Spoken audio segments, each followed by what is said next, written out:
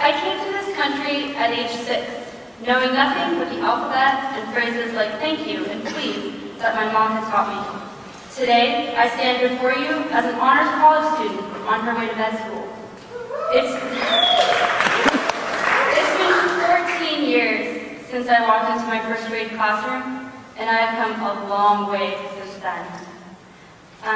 Like Jose Antonio Vargas, I grew up in the San Francisco Bay Area, headquarters of tech giants like Google and Facebook, also home to the San Francisco Giants, who I might mention are World Series champions. It's a place of opportunity and innovation, and a place that's full of immigrant families like my own. As a kid in California, I was obsessed first with Arthur, then Harry Potter, and eventually human rights. In high school, I helped found $1 for Life, a 501c3 that has since become a national poverty relief organization. I was also president of my high school's Amnesty International chapter, and I have continued to volunteer with Amnesty in college. I went to Los Altos High School, which just so happens to be the rival school of Mountain View High School, which is where Jose went.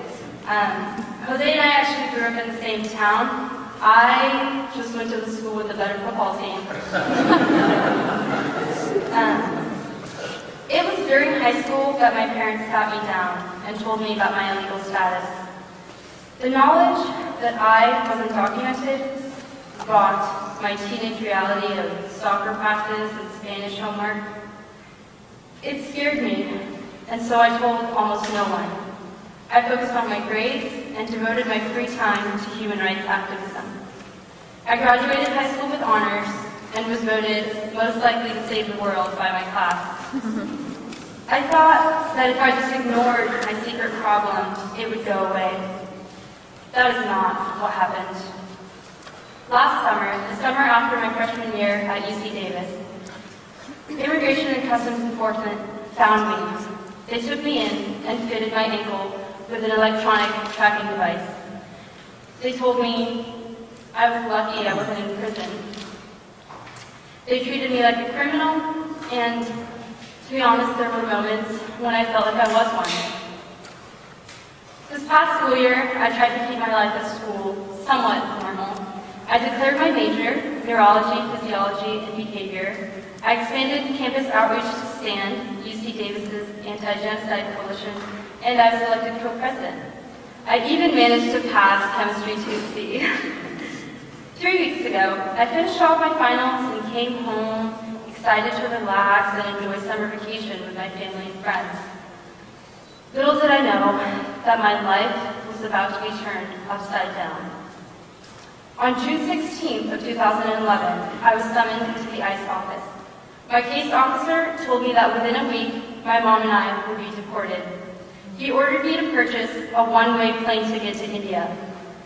The nightmare that I had warded off for so many years was coming true, and coming true fast.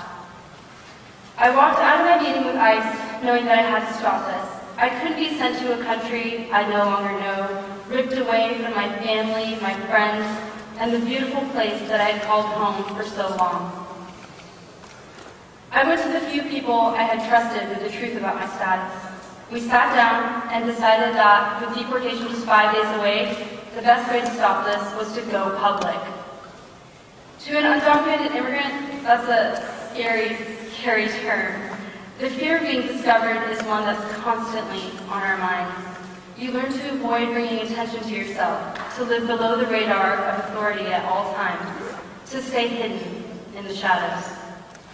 Having kept my status a secret from even my closest friends, going to my community for help was not easy.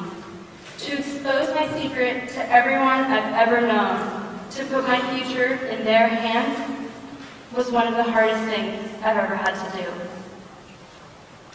When the Facebook group went up and the message was sent out to hundreds of my friends, classmates, and community members, I was scared. I didn't know what to expect. I had no idea how people would respond. What happened next was bigger than anyone had expected. The news spread across Facebook like wildfire. The overwhelming support I received knocked me off my feet.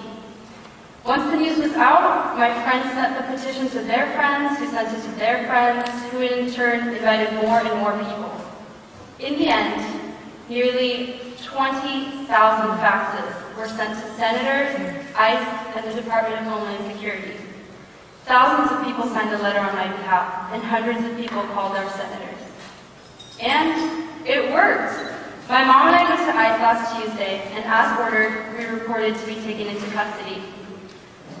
For a moment, a fleeting moment, I thought I might never see my friends and family again. But we were there less than 2 hours before ICE changed their minds and let us go.